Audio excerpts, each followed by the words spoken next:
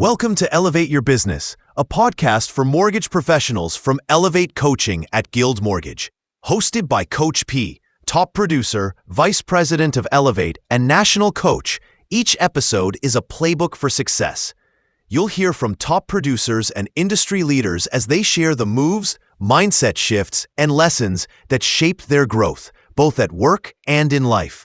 Elevate your business, making the moves that matter. On today's Playbook, we're joined by Barry Horn, Executive Vice President and Growth Champion at Guild Mortgage. A visionary leader who is well known in the industry, Barry is the founder of Guild's Elevate Coaching Program and known for his people-first approach. He's passionate about developing leaders, strengthening culture, and sparking curiosity that drives meaningful, long-term growth. Barry's story is one about staying relevant, building unity through trust, and creating a long-lasting legacy. Elevate your business, starting now. All right, we've got Mr. Barry Horn here today on our Elevate podcast. He is our EVP Growth Champion of Guild Mortgage. When I think of Barry, he's a visionary leader, he's a lifelong learner, and he's dedicated to growth and culture. Known for people-first approach, Barry champions sustainable success by developing leaders, fostering curiosity, and building organizations that last. And he's one of my good friends. So welcome, Barry. Well, I'm glad to be here, Paula. Good to see you, as always. Every time I talk to you, you make my day. So, call every day. Well, you make my day too. So let's get going here. So I want to know, what does playing the long game mean to you as a leader? Well, first I would say, Paula, the game of life is long term. I mean, it isn't just business is long term, life is long term. And I think the decisions we make, should be long term because it's a long journey. If I decided every day how I feel or everything in business and let that be my guide, I wouldn't be that successful. So I think when you're long term, to me as a leader, it means that I have to have a long-term vision. It means that most of my decisions that I make should be long-term. And when you do that, it makes you want to develop people and put in processes that last a long time. And it wants you to build a culture that's surviving. And so I think every leader is a long-term thinker. We always have short-term things we have to do, but I think the more we can train ourselves, that isn't about today's circumstances. It just isn't. And you take a long-term approach to life and friendship and everything we have. That's, to me, has been one of the keys that I've tried to do over my career.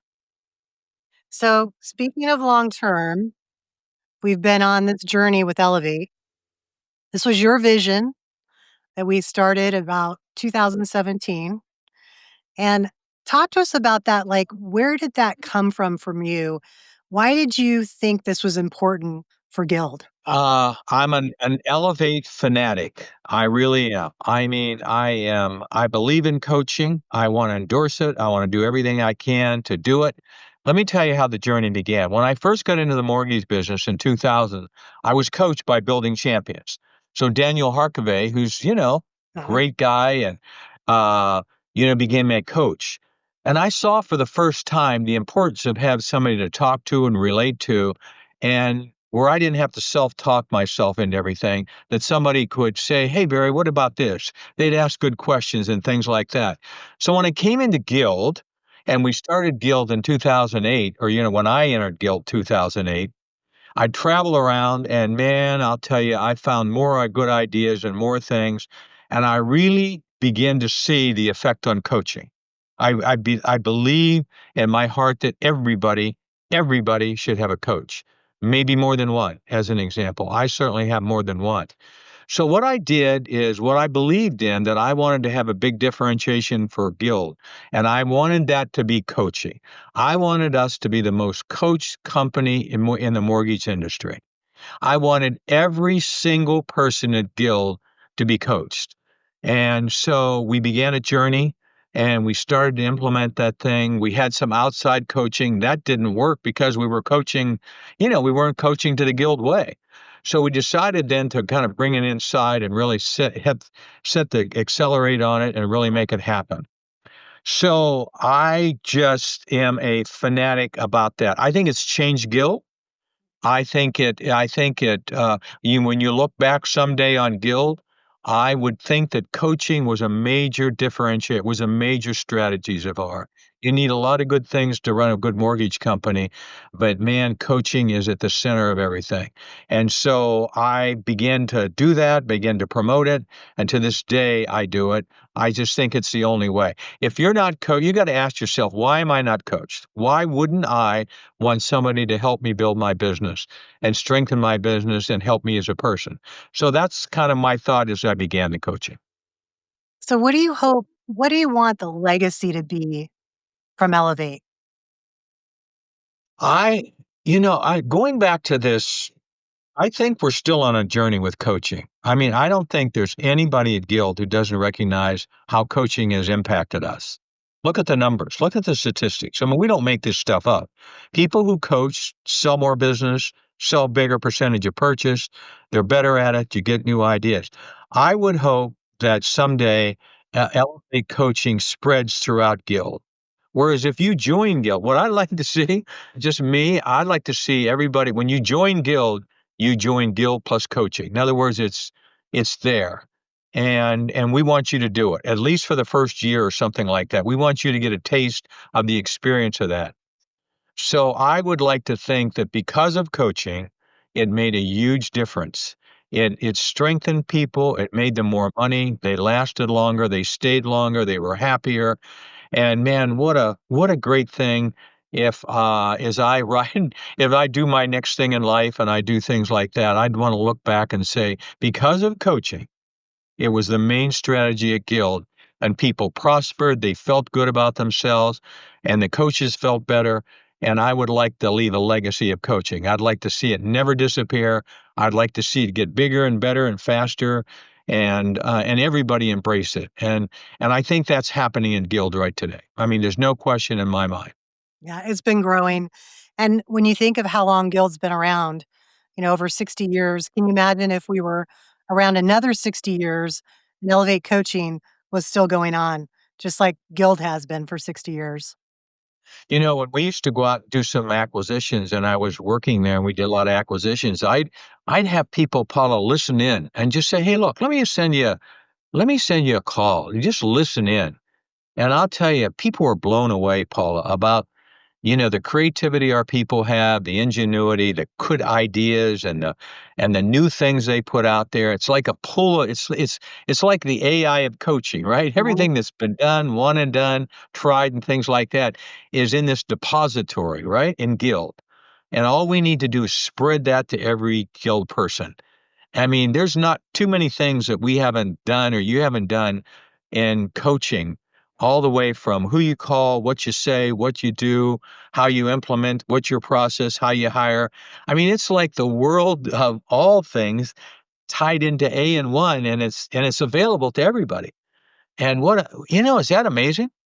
I mean, there's nobody has anything like that. And we're building it. Yeah, and coaching and helping people adopt the new technology because our industry is always going to change, right? So it, 100%. it gives them it gets them involved. And I also think like recently over the last 3 years, it's been a difficult time in the market. And having people around you that want to continue to grow through those challenges has really helped people stay in the business. Yeah, it's just built that community, right? That said, "Hey, we're all in this together. How can we roll up sleeves and helping each other? Hey, did you try something? Hey, here's what I did. Hey, you try it," and things like that. And I think that's just kind of spread all over Guild. And I think the people who've been coached will tell you that. And certainly, I'm preaching to the choir here with you because you've lived your life on coach. You've been a lifelong coach Mhm. all your life. Basketball, I mean, what's the difference between coaching in a sport or coaching and things like that and coaching what we do? All the pro athletes have coaches. All the all the golfers, they have. I mean, why would they do that? Because they can get better and consistently better and have more fun at it. And I think that's what we're demonstrating in Guild. I'm very pleased with what you guys have done and what we started. I just want to make it bigger. I Make just it want to make bigger it and better. better. I want everybody to taste it. You know what I Yep. mean? If you opt out of it at some point in time, then that's something you could do. But I'd love someday to have a company where everybody who entered in would go into an automatic coaching for a year. And then you can make a judgment of whether, you helped you and things like that. I love it. I love that idea. The other thing that I love about you is you're always learning, always, right? We have great conversations about different things. But what's something you've learned recently that's changed your thinking? I stumbled upon the internet an AI course. They have these like macro learning, these things, Yeah. and they take you through a journey of AI. And they're like 20-minute segments. I'm telling you, it's like unbelievable what that's done to me. I mean, I have seen more and learned more, and it's changed the way I act and what I lick, how I research thing. I mean, I'll tell you, once you go through and everybody should do that. I mean, there's like this one particular site, and there's like 25 lessons, right? So you get on there and you just kind of go through lesson one. They take you through, as a learner, and I'm halfway through it. And Paula, and by the way, if I get to the end, it'll probably be time to go back to the beginning because it's moving so fast. But boy, has that changed my life about how I look at things, how I research things. I mean, I don't know about you, Paula, but there's not many things I don't go research on AI these days. I mean, what do you say about it? And again, that's the collective thinking of everybody on this subject. And boy, is that changing me and how I think. It's propelled me into really being more excited about the future and what I want to do, where I want to go, and all that thing. And it's been just a fun deal. And, feel very, very, I just saw yesterday we announced, kind of new updated version of that. But I'm sure I know you use it. I know everybody uses, but boy, is that changing our lives. And is it fun, huh? I think for me, AI has helped me get into action much faster because, we've been talking about doing micro classes to get to the consumer first and different topics. How can we attract people? And I was able to go in there and create like 6 classes, like, in less than 5 minutes by just Yeah. prompting it. So, by doing that, you get your idea really going quickly so that you can implement it Yeah. fast. Paula, I do a lot of coaching for young business guys in the Seattle area. You know what I mean? A Mhm. lot, a lot of people, and I have some groups.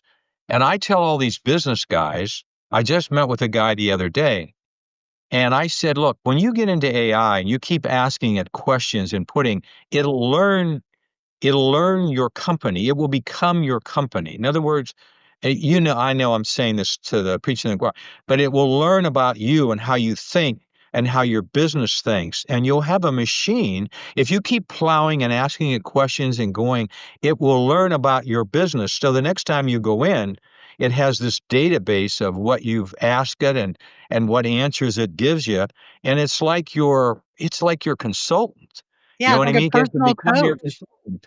And I don't know. I think, Paula, at the end of the day, it stimulates. Didn't it make you excited? Well, Mhm. I mean, it makes me excited about life and what I'm learning and what I'm doing and things like that. I think it's the greatest thing that we've ever had happen, and it's only going to get better. And it's just fun. I mean, sometimes I just go into AI on fun things. I'm sure you do things like I that. know, like, I sit there and I go, "I don't even really watch TV anymore," because I'm always going in there and trying something new or researching something or trying to figure something out.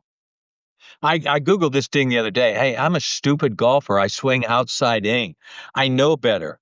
Why am I doing this? I mean, you can just say you can say that, and What did they say?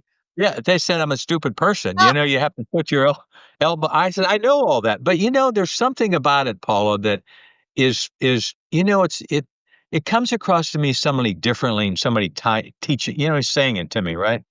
I mean, we all basically don't want to be told what to do, but with AI, it seems different. You know what I mean?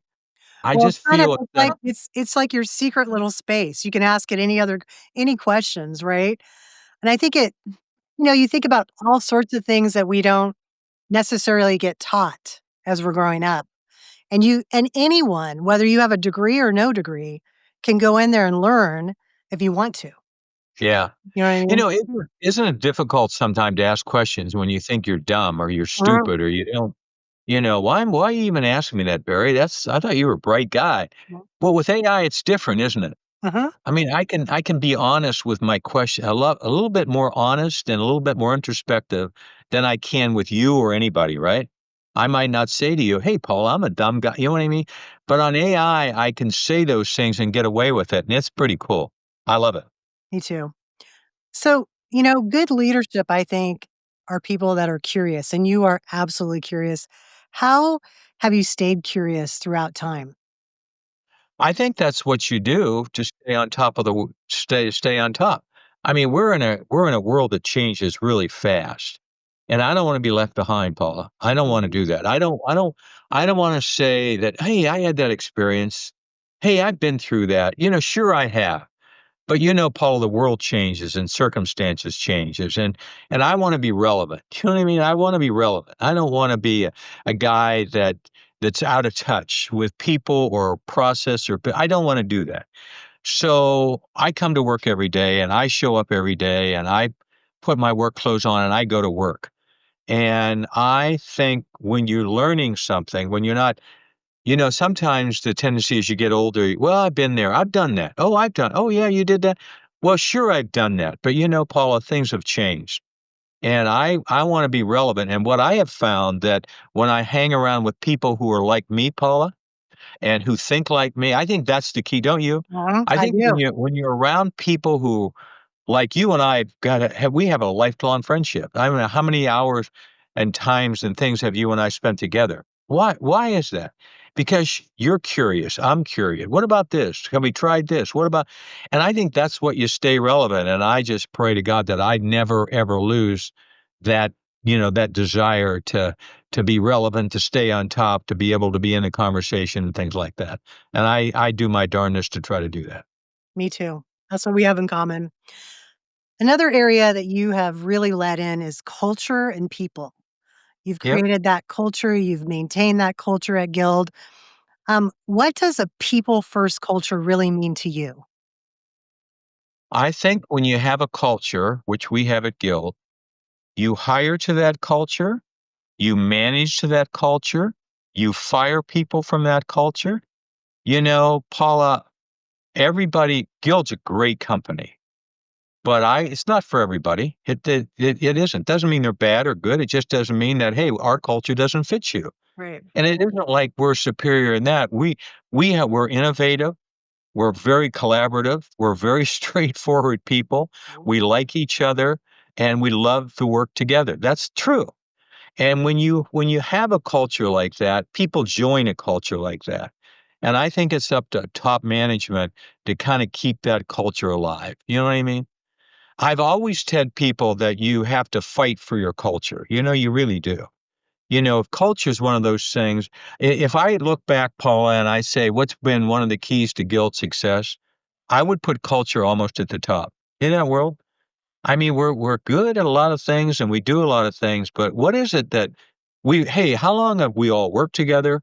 How long we played together? We smoked cigars together. We've had old fashioned. I mean, why? We like each other. And when you bring people in and they see that, they like it and some don't want any part of it. And so I think it's up to us as managers to separate people who don't like it. Mhm. Doesn't mean they're bad people, doesn't mean just like you don't fit. And so I think when you look to build a team or build a company or whatever you do, culture is that guiding principle that makes a difference. And I would argue that over Gil's tenure, it's been the culture, it's been the one consistent that we've had uh, that I think has enabled us to grow and prosper and like each other and have fun and make money and do those things. And I think that's really important, don't you? I mean, Absolutely. business comes and goes, and mortgages are mortgages. They're fun, but really, you know what I mean? But people are fun. You're fun. And if we have a culture where we both can build freedom, but I see what is it that one thing that guild, I thought about this a lot. What is that one thing that culture at the Guild, and I would say we're extremely collaborative. Mhm. You know, above more than anything I've ever seen. We share ideas together. We help people other. We just have that innate thing of serving one another, and I think that started with Terry and Marianne a long time ago, and they had that culture. Bray brought it down, and I had that culture, you had that culture, and what a journey Guild has been. What an incredible journey. But I think it's that one thing, and I don't know whether it's just collaborative, don't get me wrong, but I do think that's been a big, big part of that. And I think when you don't have a lot of these things, you stick out of Guild, right? Mhm. And I don't think it's for everybody. I think too, what they did was they opened the door for that collaboration. They opened the door for people to bring up their ideas, and that's what's really made us better because they listen, right? They listen to the Right. sales, they listen to their managers, they listen to their regionals, and they're on the ground. They know what's going on, and that's what continues to make us better as a company. Yeah, true factor. We just don't it's not one of those things you ever make though, you know what I mean? You have to live that every day because I think cultures come and go. Yep, I've seen companies, that where a leader will leave and the culture is different and I think our culture is pretty down leveled, right? In other words, I don't think our culture is carried by David and Terry, by I mean everybody. it's carried by all of us. They're a part of it, but yet you know what I mean? I think the thing that got Guild that I like, it's permeated down to the mid man into the people level where people will say, "Man, I like being here. I like the culture." I agree. So, what's one thing if you were to coach managers, what's the one thing you've learned about people that you'd wanna coach them around? Yeah, that's a good question.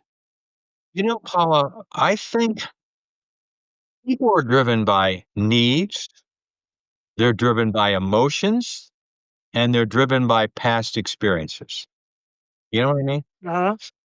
So I think when you're dealing with people, if I call you, Paula, and it's 3 days before the end of the month, and I asked you something, you're gonna be in that, mode of, hey, it's the month is in, I gotta get a bit, you know what I mean? And I think you have to understand that where people are when you're dealing with them. You know what I mean? You have Uh-huh. to understand, first of all, what their past experiences are. We've hired people that don't trust managers, I mean, and they and I think we all way and Paula have this kind of flight for safety mentality. You know what I Mhm. mean? I mean, we all in at the end of the day, we want to be safe or we want to be in safe, right? So when you ask me something, sometimes I'll respond, from past experiences to make me safe or emotions. And I think people are people and you have to trust them and you have to get to know them is what I'm saying. Because if you just go in and you sample one little thing, it could be that they had a bad day, someone died in there. I mean, I mean, think of this the stuff that happens to us all day long. And when you go in and I try to interact with you, you can't just take one situation and apply it to the way you are always, right? Yeah, you can't Because label people just no, based you on can't one label people. You interaction. gotta trust people and you have to say, hey, look, are you okay? What's going on? And you know what I mean? You have to be real. Uh-huh. And I think people today can sort out real from unreal. Don't you? Just you know what I mean? I mean, there are people, Paula, that ask me, "How you are, Barry?" And I know it's a check mark, but there are people that say, "How are you, Barry?" How's going on?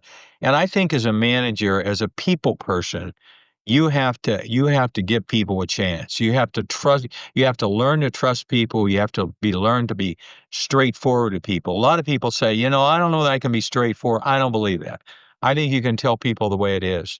And hey, I'm a manager. I'm trying to get this done. And somehow, I feel you, are you with me? Oh, you know what I mean? There's a talk track that you get with people where you can bring things out in people because they trust you and believe in you. But I see a lot of managers, well, I talked to that person, I had an interaction, bad person. You label somebody prematurely. And I think that's a big mistake we all make. Before I get to know you, Paula, and if I just, try to make a judgment of, hey, this is Paula, this is the way, you know what I mean? Mhm. I, I might not, I might misread it because at the point in time, you made a decision, you were in an emotional state or past experience, or you needed something right away. And I just tell managers, take your time, give people a break. Right. I agree Trust, 100%. trust them. Yeah, because there's things that are happening in people's lives all the time, and if don't we don't take the time to get to know people, we don't understand what's going on, right? Yeah. Let me give you an example of recent. My wife, she goes down to Matt Talbot, which is drug rehabilitation center, and she volunteers, right? Mhm. So she goes down to this place. Now you would think this is a drug rehabilitation center. So there's a guy down there.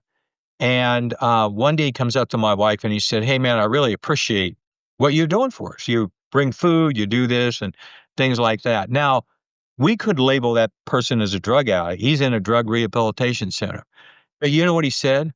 He said, "I was in a car accident. My wife and 3 of my kids were killed, and I went off on drugs and alcohol." You see what I mean? Mhm. I mean, we think that person could be a druggie because he's in a drug rehabilitation center, and he had all his family killed in an automobile accident. And there was a story that came out about it later. See what Yeah. I'm saying? And I'm just saying you gotta trust people a You little gotta bit. You get gotta deep give them the you gotta get deeper with people, which is something you've always done, which I appreciate. right. So, all right, we gotta get to a little golf here. Oh, absolutely. So, Yeah. what has golf taught you in leadership? Uh, well, golf is an independent, is an individual game. We go Mhm. out there and we play our individual game. And yet we like the game of golf for other reasons. It's social. We spend time with people. Yes. And I think a leader needs to worry about their game, not everybody else's game. In other words, Paula, how is your game? How are you doing? Are you doing what you say, or are you just preaching and telling everybody how to live their life? And I think a leader needs to work on themselves. They need to, you know what I mean? You know what I mean? Mhm. I think in the game of golf, I could play it, but I have to worry about my game. You know what I mean? And I think you have to take care of yourself. In business, you have to feel good about yourself. You have to learn. You have to be a learner. You have to do that. And I think that's what golf is, because I can't play from watching you, and I can't be part of the golf crowd if I don't have a game. And I think that's a leader needs to have a game. You need to have a game. You need to be good. You need to experience the same up and down and in and out as everybody else. How could you relate to somebody if you don't walk their talk? And I think as a leader, you have responsibility for upping your game more so than anybody else. And I think that's a that's the game of golf, right? You've got to work on your own game, but yet we play it because we like it. It's social, it's fun, and doing things at that. But I think a leader needs to be responsible for his work in his own game. Yeah, what I love about it too is it challenges your mind. You know what I mean? It's a fun game, you're out, it's physical, you're with people, but when you hit a bad shot, right? How do you recover from that and not go down? Um, and it's the same thing in business, right? We have different times in the market where it takes a strong mindset to get through things, right? And not to worry about, or you have a bad month in the industry, right? And Yeah. you start over. So how are you going to start that month over? It starts with your You mind. know, I have a little devotional I do every morning when I get up. I read a thing in the Bible or I do something, and I say to myself, "Hey, I had a good night's sleep." I mean, I always try to be thankful. "Hey, I woke up this morning. How about that? That's a good Yeah. deal. And I got out of bed, I'm healthy, I'm happy, and now I'm gonna go into my day. I wanna have a good day. I wanna meet with people." And I think when you self-talk positivity into your life early in the morning, Mhm. but if you wait to have circumstances run your day, it's a miserable life, isn't it? Miserable. I Yeah. mean, we used to have a saying, "Shit happens," and it does. Uh-huh. You almost isn't it true, Paula? Sometimes you expect things, hey, they don't go right. They don't. Guess what? They don't go right.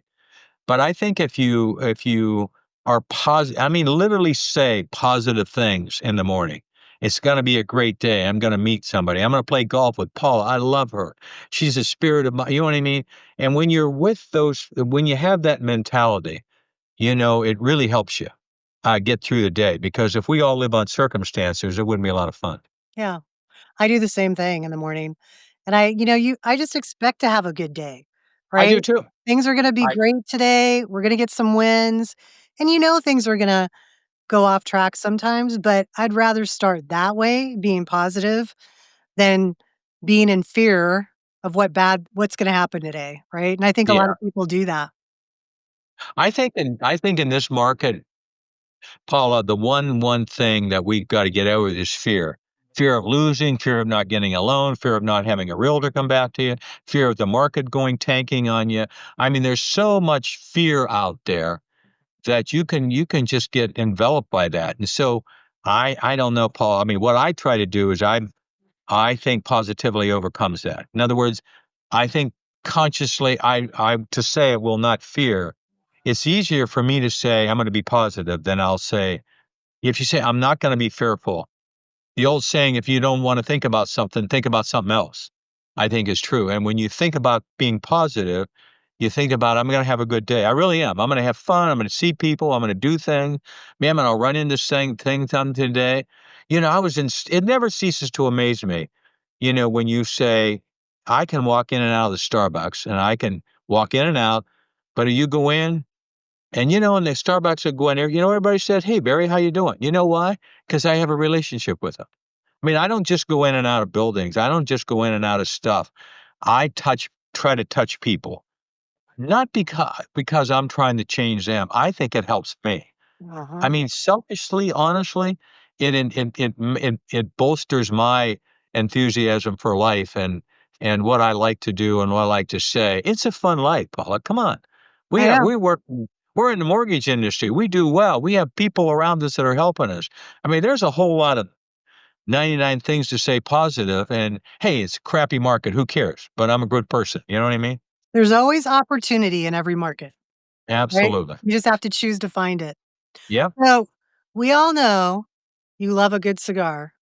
So, tell us, after a big win or maybe after a sales rally or a President's Club, it's nighttime, you're going out to have a cigar. What's your favorite cigar? Probably Macanuno or an Astro Avante. I like those two. Macanuno is a great cigar. I do like a good cigar, by the way. I do like a good cigar after things, and you know why part of that, Paul, is it's fun. Either people, the old saying that sometimes when I used to travel, I'd find myself in cities and no real people. It's late at night, and I'd go to the cigar bar. You know what? 20 minutes later, you have five good friends you've never met before. There just seems to be something about it. So if I could do what I'd want, I'd love to make a list of all the people I like to play golf with. Think about it. If you had their ideal foursome, or if you had somebody you really like to go out Who would there, that be? for me, Yeah. easy. I'd have Donald Trump because I'll know of a more courageous man. Whether you like him, whether you don't, all I'm saying is there's a more courageous person out there I don't think I've ever met. I'd like to have Jocko Willnet, that famous SEAL, Yep. because life is teamwork. How would you step in? Would you step in front of me for a bullet, Paul? If somebody, they would. They I mean, they would. would step in front of somebody for.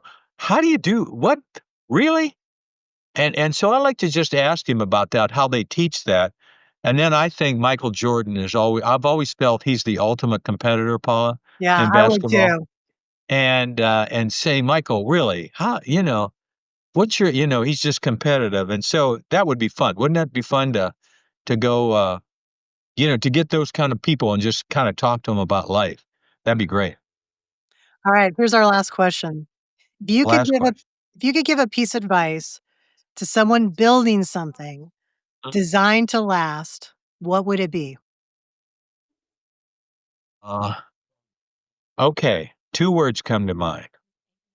Paula, unity wrecks things. Unity wrecks couples. It ranks the lack of unity will wreck a business faster than any other thing.